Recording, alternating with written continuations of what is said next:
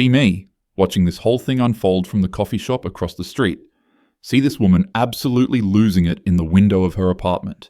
She's pacing back and forth, boxes everywhere, papers flying. That's Josephine, used to be the HR director at the tech company I worked at. Got laid off 6 months ago when the company restructured.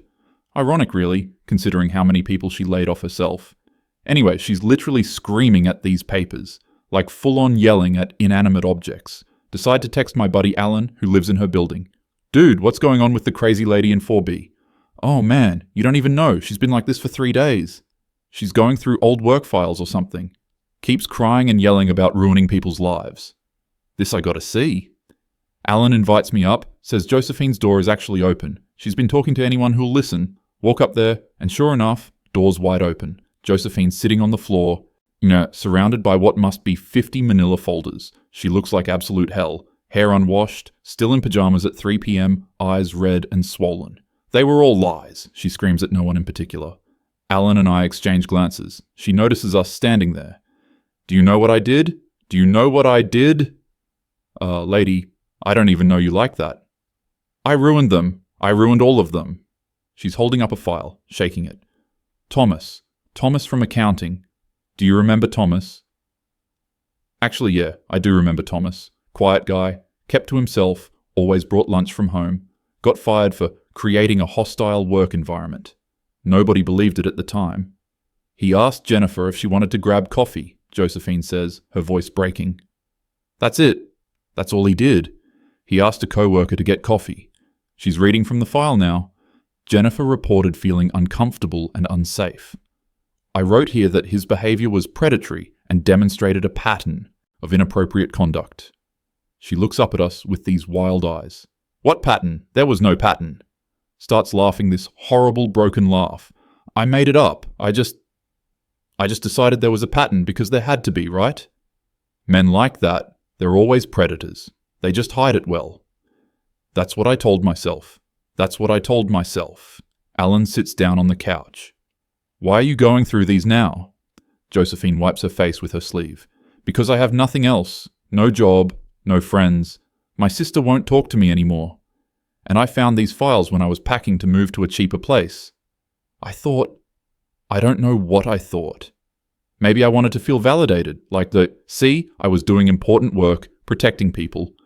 She picks up another folder. But then I started actually reading them, really reading them. Not just my notes, but the original complaints, the witness statements, the evidence, or the lack thereof.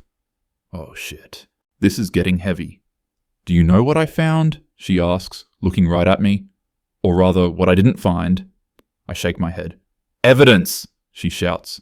There's no evidence in any of these. She throws the folder across the room. David from engineering, fired for inappropriate comments.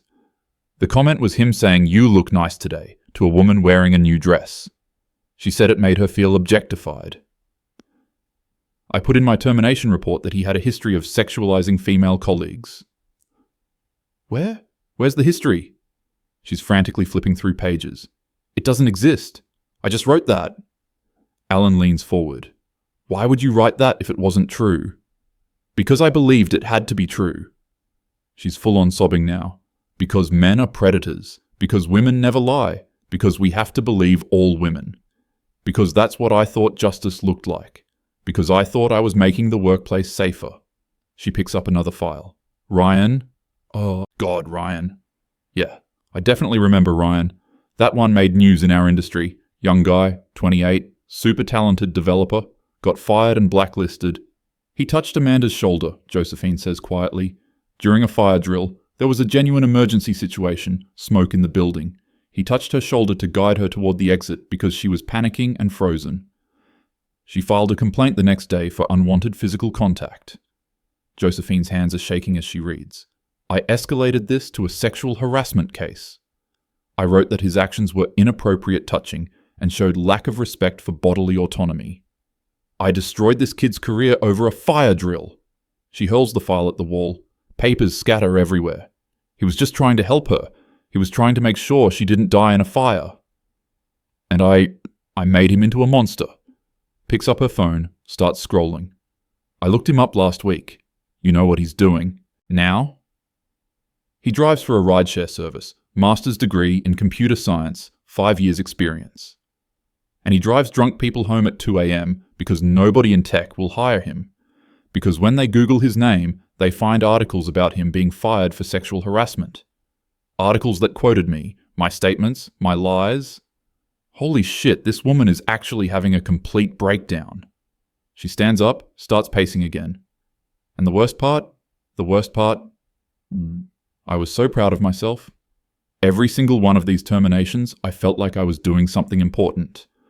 Like I was fighting the patriarchy, protecting vulnerable women, making a difference. She laughs bitterly. I gave a speech at a conference about creating safe workplaces. Used these cases as examples of my zero-tolerance policy. Got a standing ovation. People came up to me afterwards and thanked me for being brave. Brave. She picks up another file. Kevin, fired for creating a sexualized work environment. His crime? Having a photo of his wife in a bikini from their beach vacation on his desk. Someone complained it was objectifying. It was a picture of his wife, at the beach, with their kids cropped out of the photo I'm looking at now. She sits back down hard. I made him take it down. He did. Immediately. Apologized. But I still fired him 2 weeks later. Because I decided the photo showed his underlying attitudes toward women. Alan asks, "Did anyone tell you these were wrong decisions?" Josephine nods. Everyone. The CEO questioned the Ryan termination. Said it seemed extreme given the circumstances. I told him he was part of the problem, that he was protecting predators. I threatened to quit and go public about the company's culture of protecting harassers. He backed down. They all backed down. She looks at us. Because that's what I did. Anytime someone questioned me, I made it about them. You're questioning this termination? You must be a misogynist. You think this is harsh? You must hate women. You want evidence? You must not believe victims. She's crying again. I weaponized everything. Every social movement, every bit of progress women have made. I turned it all into a cudgel to beat down anyone who disagreed with me. Picks up another file. Malcolm, black guy, software engineer. One of the only black engineers at the company. Fired for aggressive behavior. She reads from her notes. Made a female colleague feel threatened by raising his voice during a disagreement about code architecture. He raised his voice in a technical discussion about code, and I decided that was threatening. She puts her head in her hands. Do you know what I realized when I reread this file? I'm probably racist as heck too. How many times did I perceive black men as aggressive for the same behavior I excused in white women? How many times did I ignore their explanations because I'd already decided they fit a pattern? This is genuinely uncomfortable to watch. Alan tries to say something supportive. Look, you were trying to do the right thing. Maybe you just... No, she cuts him off. Stop. Don't do that. Don't make excuses for me. That's what everyone did. That's why I got away with this. Oh, Josephine's just really passionate about women's issues. She's a strong advocate. Sometimes she goes too far, but her heart's in the right place. My heart. She stands up again, grabbing files. My heart doesn't matter when I destroyed these people's lives. When I didn't care about evidence or due process or basic fairness. When I decided that my feelings about justice were more important than actual justice. She's reading through another file now. Patrick. Oh, Jesus, Patrick. Wait, I know this one. This was the one that got really messy. Patrick was accused by Elena of stalking her. The evidence was that he parked near her car in the parking's garage. And he left work at the same time as her 3 times in 1 week. Josephine is reading the file with fresh horror on her face. He parked near her car because it was literally his assigned parking space. They were assigned next to each other. He left at the same time because they had the same work schedule. And when he explained this, I put in my notes that his excuses showed lack of accountability. She looks like she might throw up. I interviewed Elena. She said she just had a feeling about him. That he seemed creepy even though he'd never spoken to her. And I decided that was enough. A feeling was enough to destroy this man's career. She's frantically flipping pages.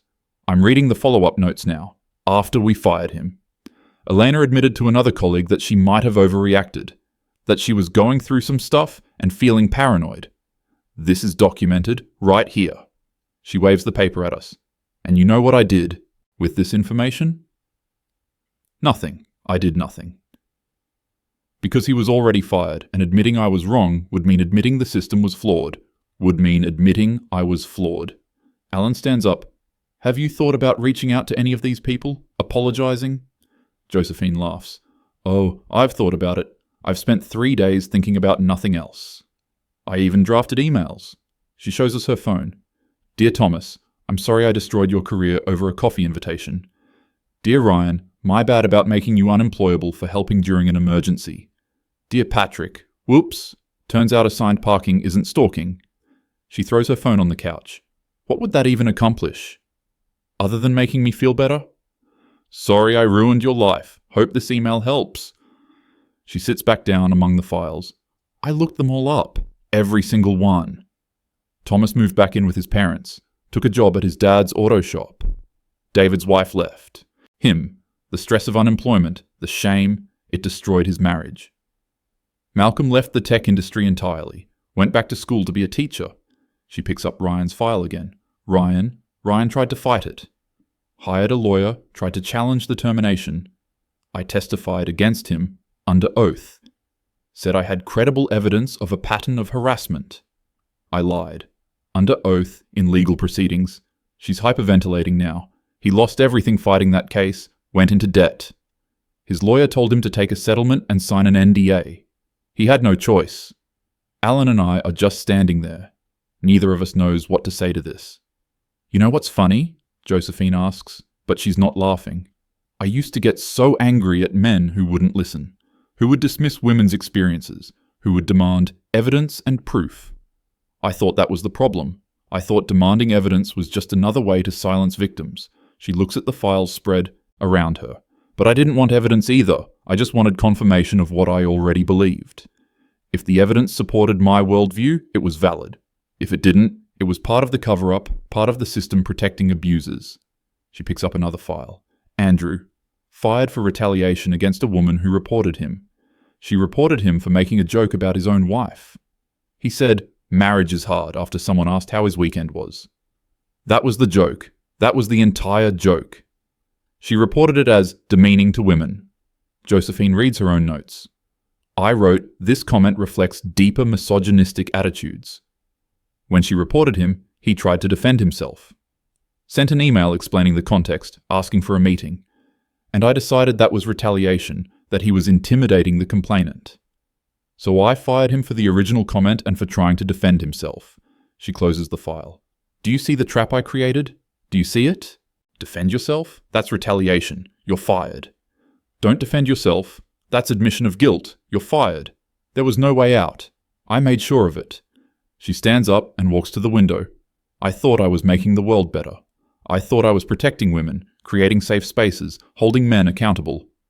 But all I did was create an environment where accusations were enough, where explanations were excuses, where context didn't matter, where I got to play judge, jury, and executioner based on nothing but my own biases. She turns back to us. And you know what the worst part is? The worst part?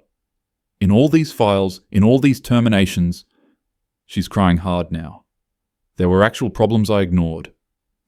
Daniel in sales was sleeping with his assistant. Everyone knew. She was clearly uncomfortable. But she wouldn't file a formal complaint because she was afraid. I told her there was nothing I could do without a formal complaint. That's what I told her. Nothing I can do without a formal complaint. She laughs bitterly. But with these other cases, I didn't need formal complaints. I didn't need evidence. I didn't need anything. Just someone's feelings or my own interpretation. She picks up more files. Alan in legal was making inappropriate comments about women's bodies. Multiple people mentioned it casually, but nobody filed official complaints. I decided it wasn't actionable without formal documentation. But I fired Patrick over assigned parking based on someone's feeling. She sits back down hard. I was selective. I was so selective about when I cared about evidence and process. When it fit my narrative, I didn't need evidence. When it didn't, suddenly I was all about proper procedure and documentation. Alan asks quietly, "What changed? Why are you seeing this now?" Josephine is quiet for a moment. "I got fired," she laughs. "Well, laid off, technically. Company restructuring." But it was really because I'd become a liability. Too many threats of lawsuits, Too much negative attention? They gave me a severance package and an NDA and sent me on my way. She looks at us. For the first time in 10 years, I had nothing to do. No complaints to investigate, no policies to enforce, no power. Just nothing. She wipes her eyes. I started actually listening to people I'd written off before. Reading articles I would have dismissed as anti-feminist. Talking to my sister, who I'd cut off for being internalized misogyny. She picks up a file. She told me about her husband, my brother-in-law, James. How he was falsely accused of harassment at his job 5 years ago. How it nearly destroyed him, even though the accusation was eventually withdrawn. I'd never asked about it. I just assumed he was guilty, and she was in denial. She's sobbing again. My own family, and I just assumed... She takes a shaky breath. So I came home and I found these files and I thought... I don't know what I thought. Maybe I wanted to prove to myself that I'd been right. That these were bad men who deserved what happened. She looks around at the scattered papers. But they weren't. They weren't bad men. They were just men. Human beings. Flawed and imperfect, but not monsters. And I destroyed them anyway. She picks up Thomas's file again. He asked someone to coffee. That's a fireable offense now. That's harassment. Picks up Ryan's file. He helped someone during an emergency. That's sexual assault now. That's predatory behavior. She's shouting again. What was I thinking? How did I become this? How did I become someone who sees evil in everything? Who assumes the worst? Who demands confession? Who punishes without evidence? Alan tries to comfort her. You were trying to protect people. Your intentions... Stop talking about my intentions. She stands up. My intentions don't matter. Results matter. And the result is that I destroyed innocent people's lives. I made them unemployable. I ruined their reputations. I took away their ability to support their families. She's pacing again. And for what? What did I accomplish? Did I make women safer? Did I create a better workplace? Or did I just create an environment of fear where people are afraid to interact? Where men won't mentor women, won't have meetings alone with them, won't even talk to them? She laughs bitterly. I've talked to some of my old colleagues, the ones who'll still speak to me. You know what's happening now at companies with zero-tolerance policies like mine? Men are terrified. They won't ride elevators alone with women, won't have closed-door meetings. They're hiring fewer women because they're afraid of accusations. She sits back down. I did that. I contributed to that. I made it worse for women by making men afraid of us. By making accusations so powerful that there's no defense, no due process. She picks up another file. Stephen, fired for forwarding a joke email. The joke was a meme about bad office coffee. Someone decided it was workplace inappropriate. I fired him because it showed poor judgment. She reads her notes.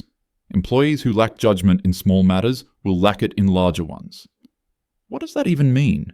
It's meaningless corporate speak to justify a decision I'd already made. She looks at us. I'd already decided he needed to go. He was older, made more money, complained sometimes. So when this complaint came in, I saw my opportunity. The joke was just an excuse. She's crying again. How many of these were just excuses? How many times did I use protecting women as cover for other motives? Getting rid of people I didn't like, people who challenged me, people who cost too much. She stands up and starts gathering files. I need to do something. I can't just sit here with this. I have to. I don't know. Try to make this right. Somehow. Alan asks, what are you going to do? Josephine looks at him. I'm going to write to every one of them. Not to make myself feel better. Not to ask for forgiveness. But to tell them the truth. That I was wrong. That they didn't deserve this. That if they want to pursue legal action, I'll cooperate fully. She picks up her laptop. I'm going to document everything. Every false statement I made, every lie I told. Every time I ignored evidence, every time I embellished accusations. Everything. She looks at us with this desperate expression. It won't fix what I did. It won't give them their careers back. But at least it's the truth. At least it's honest. She starts typing. And then I'm going to send it to journalists, lawyers, anyone who'll listen. Because if I did this, others are doing it too. And it has to stop. Alan and I exchange glances. This woman has completely fallen apart, but maybe that's what needed to happen. People need to... No, she says, still typing. They need to know that believe all women became believe all accusations without question. That zero tolerance became zero evidence required. That in trying to fix one injustice, we created another. She stops typing and looks at us. I became what I thought I was fighting. I became someone who didn't care about truth or fairness or justice. Just about power and ideology and being right. She goes back to typing.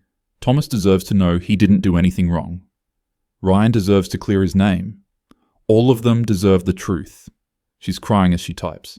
Even if they hate me, even if they sue me, even if I lose everything. It's what I deserve. It's what I should have done years ago. Alan and I quietly leave. She doesn't even notice us go, too focused on her laptop, on the files, on her confession. As we're walking out, I hear her scream, "I'm so sorry, I'm so sorry." It echoes through the hallway. A few neighbours poke their heads out. Alan just shakes his head. She's been like this for days, just crying and screaming and going through those files. Think she'll actually send those emails? I don't know, man. Maybe. She seems pretty broken up about it.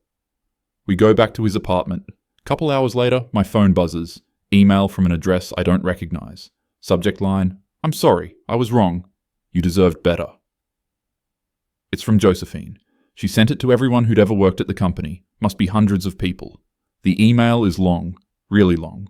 Details everything she did, everyone she fired, all the evidence she ignored, all the lies she told. Ends with, "I cannot undo what I have done. I cannot give these men back their careers, their reputations, or the years they lost. But I can tell the truth. I can admit that I was wrong, that I let ideology override evidence, that I destroyed lives in pursuit of what I thought was justice. I was not a protector. I was not a hero. I was someone who abused power and hurt innocent people. And I am sorry. If you were harmed by my actions, please know that it was not your fault. You did not deserve this. I failed you. The system failed you, and I take full responsibility for my part in that failure." Holy shit, she actually did it. My phone starts blowing up. Other people forwarding the email, commenting on it. Some people are angry, calling her manipulative. Others think it's brave. Most are just shocked. I look out my window toward her building. Can still see her in the window, surrounded by files, laptop open, still typing, still crying, still trying to fix what can't be fixed. Alan texts me. She's writing individual emails now, personal ones to each person she fired. Jesus Christ. Yeah. Later that night, around 2 a.m, I see her apartment light still on. She's still at it, still going through files, still writing, still destroying herself with guilt.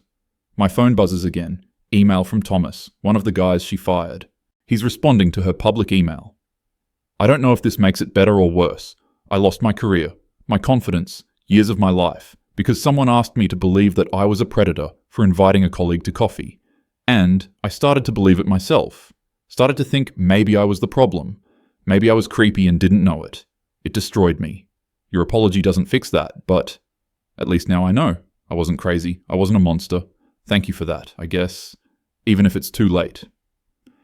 Heck, Josephine emails back within minutes. "It is too late, you're right. And I'm sorry. Not the hollow sorry of someone seeking forgiveness, but the sorry of someone who knows they don't deserve it. You weren't crazy. You weren't a monster. You were a casualty of my certainty, my refusal to question my own righteousness. I hope knowing the truth brings you some peace, even if it can't bring back what you lost." This goes on all night. She's responding to every email, every message. No excuses, no justifications, just acknowledgement and apology. By morning, the story's picked up online. Former HR director admits to wrongful terminations. Woman confesses to destroying careers over false accusations. The comments are vicious. Some supporting her honesty, most condemning her, calling for her to be prosecuted, sued, destroyed the way she destroyed others. Around 9 a.m, I see her leave her apartment. She looks like death. Hasn't slept, still in the same clothes, carrying a box of files. Alan texts, "She's going to a lawyer.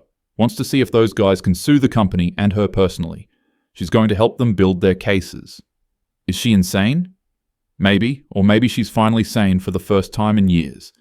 A few weeks later, I run into her at a coffee shop. She's lost weight, looks exhausted, but also calmer somehow. Hey, I say. Hey. Awkward silence. I heard about the lawsuits, I say. Yeah, 3 so far. Probably more coming. You okay? She laughs. No, not even a little bit, but I deserve this. Everything that's coming, I deserve it. She picks up her coffee. For years, I thought I was making the world better, protecting people. Turns out, I was just hurting different people and calling it justice. She looks at me. You know what's funny? I used to get so angry at people who said we'd gone too far. Who said we needed to slow down, be more careful, think about due process. I thought they were the enemy, protecting the patriarchy. She shakes her head. They were right. We did go too far. I went too far. And good people paid the price for my righteousness. She stands up to leave. Anyway, I'm sure you've got places to be. Josephine, I say. She turns. What you're doing now, admitting it, trying to make it right, that takes guts. She smiles sadly. No, it doesn't. It's the bare minimum. It's what I should have done years ago. Before I destroyed all those lives. She walks out. I sit there thinking about the whole situation. About how someone can be so certain they're doing good, while actually doing so much harm. About how ideology can blind you to reality. About how easy it is to become the villain while thinking you're the hero. My phone buzzes. Another email from Josephine. This one's public again, sent to news outlets and legal organizations. I am writing to formally retract all testimony I gave in employment termination cases between 2015 and 2023. My statements were influenced by bias rather than evidence. I embellished accusations, ignored exculpatory evidence, and mischaracterized innocent behavior as harassment. Any legal proceedings based on my testimony should be reopened and reviewed. I am available to provide sworn statements correcting my previous falsehoods. The men I accused deserve justice, real justice, not the performative version I provided. She's actually doing it, completely destroying any credibility she has left, burning every bridge, nuking her entire professional reputation, all to try to fix what she broke. Doesn't make it right. Doesn't give those guys their lives back, but it's something. Few months later, I hear she's working at a warehouse. Entry level, minimum wage. Her professional career is over. No one in HR will touch her. She's been named in 6 lawsuits so far, probably going to lose everything. But apparently she shows up every day. Does her work? Doesn't complain. Someone asked her how she ended up there. She said, I spent years destroying people's ability to work in their field.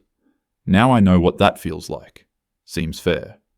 Last I heard, she sold her apartment to help settle one of the lawsuits, moved into a studio in a bad part of town, still working at the warehouse, still writing apology letters, still trying to help the guys she destroyed build their legal cases, still completely shattered by what she did. Thomas got a settlement and a retraction from the company, was able to get a job in his field again. Ryan's case is still pending, but looking better. Malcolm's working on a lawsuit with several other former employees. Patrick got a written apology from the company and expungement of his record. Not everything's fixed. Some damage can't be undone, but at least the truth is out there now. At least people know what happened. Josephine's the cautionary tale now, the example of what happens when you prioritize ideology over truth. When you stop asking what's right and start asking who's right. When you become so certain of your righteousness that you stop checking if you're actually right. She destroyed herself trying to make it right. Probably still won't be enough. Probably can't ever be enough. But she's trying, and maybe that's all she can do now. Live with what she did and try to be better going forward, even if it's too late. Even if she can never fix what she broke.